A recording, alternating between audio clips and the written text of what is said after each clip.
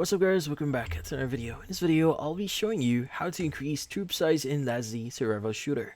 So in this case, you might be wondering how to exactly increase your troop size here. Well, there are a few things that you may want to know.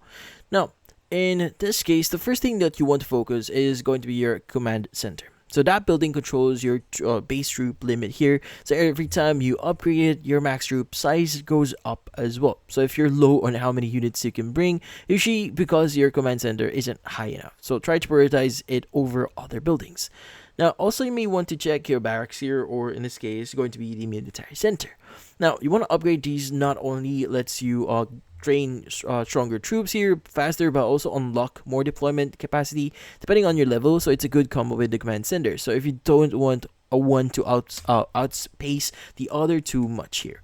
So you also may want to go over to your research center. Now, research center here is you can only unlock this after a certain section, or after you complete a certain chapter here in that's Z survival shooter. So in this case, they have, or the research center has a tech tree here that is under that has a military tab here. So you'll find upgrades like troop capacity or deployment boost here. So these are passive increases, so they stack up over time here. So you want to get those going early. Now, another important one is going to be your commander level here.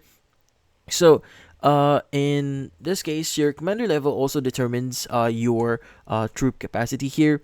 So when you level up your main here or commander, their leadership stat actually increases as well, and that directly affects how many troops you can lead. And some gears and skills also increase leadership, so or give a direct troop size bonus here. So keep an eye out for those.